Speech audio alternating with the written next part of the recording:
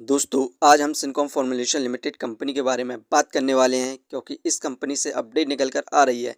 इस अपडेट के बाद क्या कंपनी में हमें दोबारा से तेज़ी देखने को मिल सकती है और साथ में इस कंपनी में ऐसी कौन सी वजह है जिसके बाद से हमें इस कंपनी में 1 साल से लगातार गिरावट देखने को मिल रही है। हम दोनों अपडेट के बारे में बात करने वाले हैं और साथ में इस कंपनी को हम फाइनेंशियली और फंडामेंटली देखेंगे।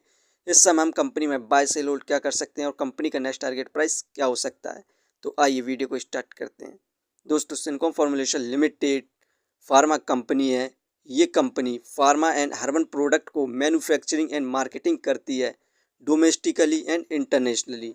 दोस्तों सिनकॉम फॉर्मुलेशन लिमिटेड कंपनी का शेयर प्राइस अभी 12 रुपये 64 पैसे चल रहा है। आज के दिन इस कंपनी में हमें 6.85% के रिटर्न्स देखने को मिल रहे हैं जो कि पॉजिटिव रिटर्न्स हैं।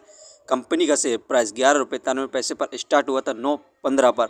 वहीं पर एक महीने में इस कंपनी में हमें गिरावट देखने को मिली 10.73% की। एक महीने में इस कंपनी का हाईएस्ट प्राइस 14 रुपये 16 पैसे था। उसके बाद में इस कंपनी में गिरावट देखने को मिल रही है। इस कंपनी की एक महीने से मेन गिरावट की वजह को देखें तो यहाँ पर यूएस और भारत के बीच में जो डील होनी थी, अभी दोनों के बीच में बातचीत बंद है क्योंकि यूएस ने यहाँ पर भारत से कहा था कि वो रूस से क्रूड ऑयल ना खरीदे। उसके बावजूद भी भारत यहाँ पर लगातार रूस से क्रूड ऑयल खरीद रहा है, जिसके बाद डोनाल्ड ट्रंप ने यहाँ पर भारत को धमकी दी है कि यदि वो रूस से क्रूड ऑयल खरीदता है तो वो भारत के गुड्स पर 500% का टैरिफ लगाएगा, जिसके कारण यहाँ पर भारत की मार्केट में गिरावट देखने को मिल रही है। और इस समय यहाँ पर भारत ने यूएस के ऊपर 30% का टैरिफ लगा दिया है। वहीं पर इस कंपनी से जितनी भी अपडेट निकल कर आ रही हैं उन सभी को हम देखते हैं। Syncom formulation acquired trade start property Mumbai at 51.7 crore. HDFC bank approve acquisition classify as material under SEBI rules. यहाँ पर सिनकॉम फॉर्मुलेशन ने मुंबई की यहाँ पर स्ट्रिक स्टडी प्रॉपर्टी को 51.5 करोड़ में यहाँ पर बाय कर लिया है, जिसका यहाँ पर अप्रूवल HDFC बैंक ने दे दिया था। ये यहाँ पर इस कंपनी ने यहाँ पर स्ट्रेट स्टार प्रॉपर्टी को अंडर सेबी रूल के तहत बाय किया है। यहीं पर इस कंपनी को हम फाइनेंशियली क्वार्टरली बेसिस पर देखें तो सितंबर में 11 करोड़ का प्रॉफिट गेन किया, दिसंबर में इंक्रीज़ हुआ 13 करोड़ हुआ, मार्च में इंक्रीज़ हुआ 18 करोड़ हुआ, जून में कम हुआ था 16 करोड़ रहा, लेकिन सितंबर में इंक्रीज़ हुआ 17 करोड़ हुआ।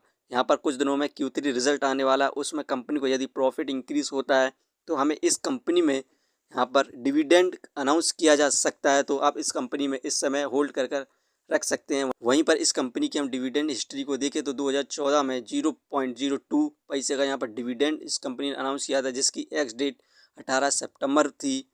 2015 में 2 पैसे का डिविडेंड, एक्स डेट 16 सितंबर। 2016 में 2 पैसे का डिविडेंड, एक्स डेट 22 सितंबर। 2017 में 2 पैसे का डिविडेंड, इस कंपनी की एक्स डेट 21 सितंबर थी। इसके बाद डायरेक्ट इस कंपनी ने 2022 में यहाँ पर 3 पैसे का डिविडेंड अनाउंस किया था, जिसकी एक्स डेट 9 सितंबर थी। अब इस कंपनी के कुछ दिनों में यहाँ पर नेक्स्ट क्वार्टर का रिजल्ट आने वाला है, उसमें यदि कंपनी के द्वारा यहाँ पर डिविडेंड अनाउंस किया जाता है तो इस कंपनी में हमें मल्टीबैगर रिटर्न्स मिलने की संभावना है। वहीं पर इस कंपनी को हम फंडामेंटली देखें तो मार्केट कैपिटलाइजेशन 1307 करोड़, जो कि बहुत बढ़िया है इसके प्राइस के हिसाब से। डेप्थ ऑफ इक्विटी 0, ये एक डेप्थ फ्री कंपनी है। रिटर्न ऑफ इक्विटी 16.66%, ये हमें पर ईयर 17% के रिटर्न्स दे रही है, जो कि काफ़ी अच्छे रिटर्न्स हैं।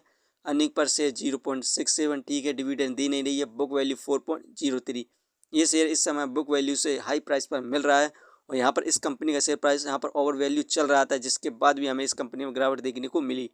Face value 1। दोस्तों ये कंपनी फाइनेंशियली और फंडामेंटली बेस्ट है।